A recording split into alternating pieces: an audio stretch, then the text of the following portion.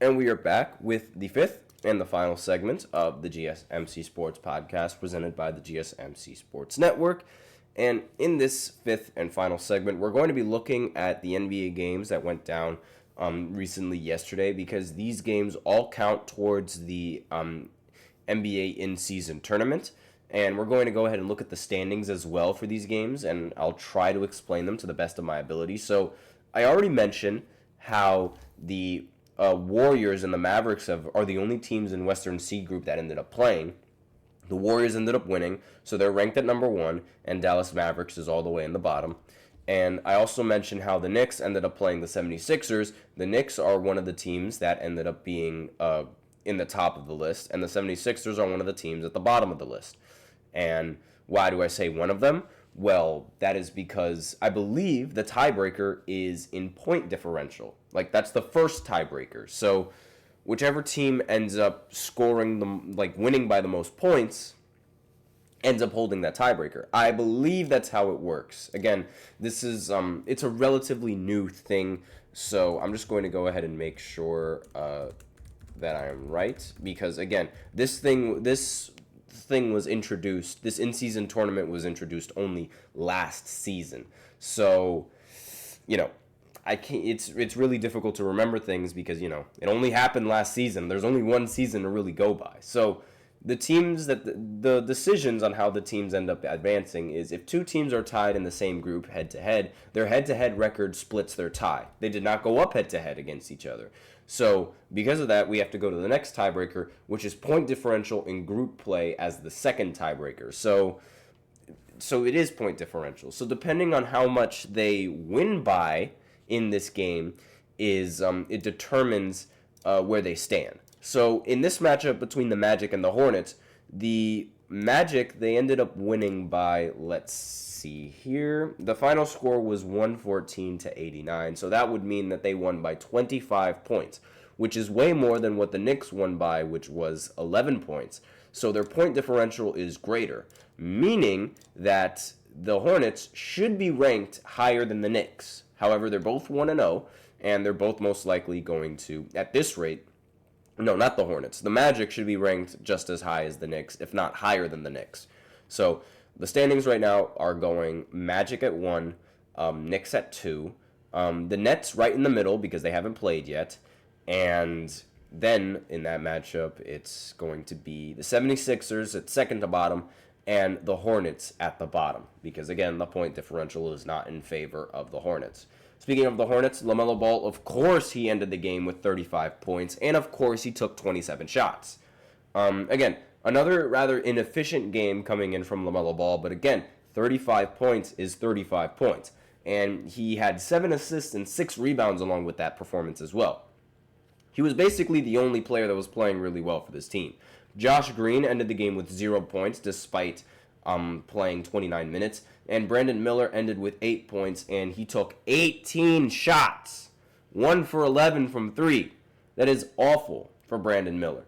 And that's really awful for any player's standings, to be honest. And the fact that Josh Green only took 1 shot in this game, also very pitiful. But again, that's how the group play works. And for the Orlando Magic, the fact that they ended up winning this game without Banchero is a little bit surprising to me. Franz Wagner, he ended up scoring 32 points in this matchup, so he's definitely proving that he's worth that huge contract that he signed over the offseason. Jalen Suggs, 17 points. Fantastic performance coming in from Suggs. And Mortice Wagner ended up scoring 18 points in this matchup as well. So really solid performance coming in from the Wagners. And, again, a solid performance coming in from Jalen Suggs as well. And they end up taking the top of the Eastern Group A. Now, next game on this list that I did not go over yet is the Heat matching up against the Pistons. This is Eastern Group B.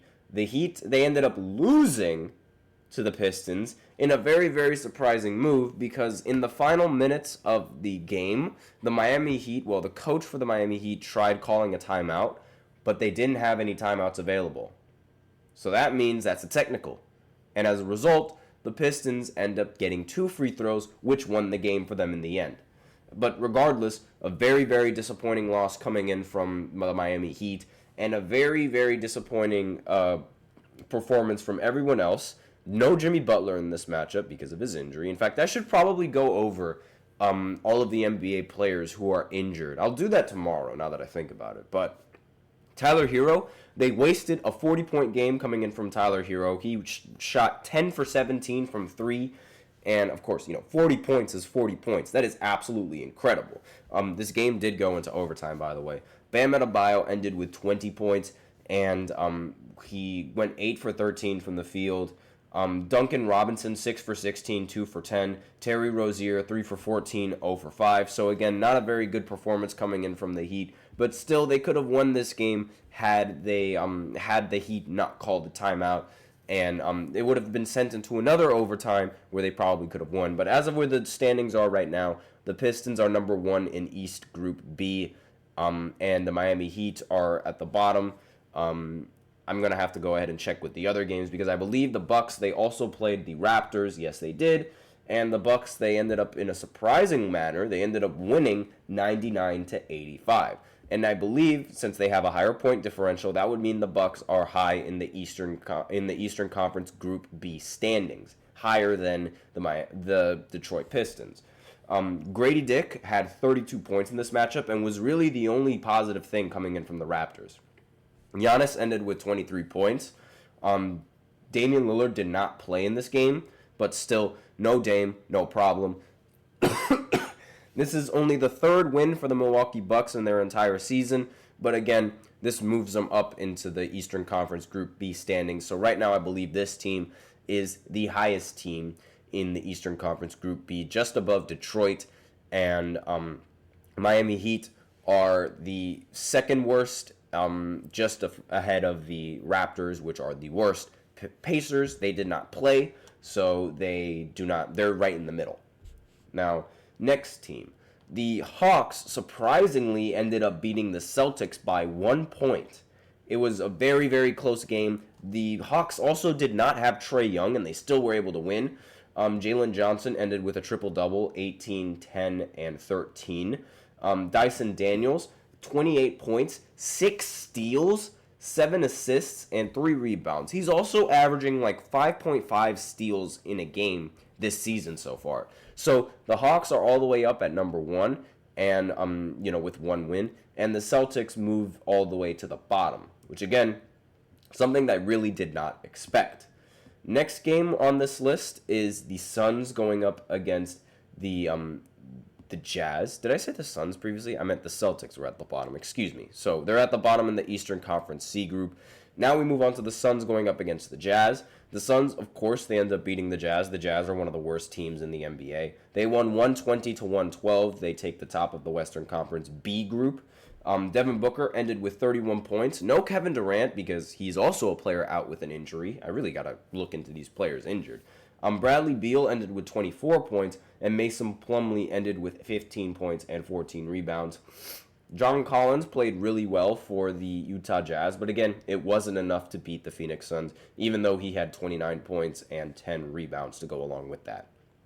And finally, the last team that played in the standings is in Western Group A between the Timberwolves and the Portland Trailblazers. So the Timberwolves, they ended up losing.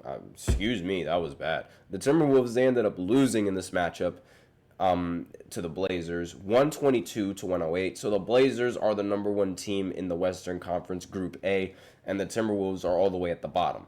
Anthony Edwards had 26 points in this matchup. Rudy Gobert had only 9. Jaden McDaniels had 17. And Julius Randle ended with 11 points. Now, on the Blazers side, Jeremy Grant had 21 points, and they had 4 players coming off the bench scoring in double digits, which is basically all she wrote. They also shot 18 for 32 from the 3-point line, which is 56%. It's really difficult to beat a team that's shooting that well from 3. And Portland, they ended up winning. That's all with the NBA in-season tournament, and those are all the standings. Those are all the games that ended up being played. And that's all that I have to say for this 5th segment, and that's it for the show. So thank you so much for tuning in to the GSMC Sports Podcast presented by the GSMC Sports Network. Your support means a lot to us. So remember to subscribe to the show, leave a positive review. It really does make a difference. We also invite you to follow us on Facebook, Twitter, TikTok, and Instagram for more content and updates. And as usual, we love to hear what you guys have to say during the show, whether you guys have a hot take, whether you guys have a burning question, or whether you guys have anything that you're dying to share. We're all ears. If you really want your comment and or question to get noticed, then I recommend using Super Chat. You just click on the $ below the chat box, or you can use the link displayed below the ticker on every show segment, and you can send in your comments and donations that way as well. They really help the show. And that's all that I have to say today on this podcast. Thank you so much for tuning in. I'm your host, Nelson, and as always, take care.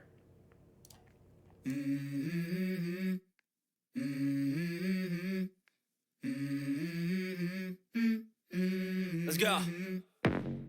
I wake up to a little bit of drool on my pillow, feel like it's gonna be a bad day. Yeah, I'm tired of shit, and the coffee ain't hit yet, damn, ain't that great. I don't wanna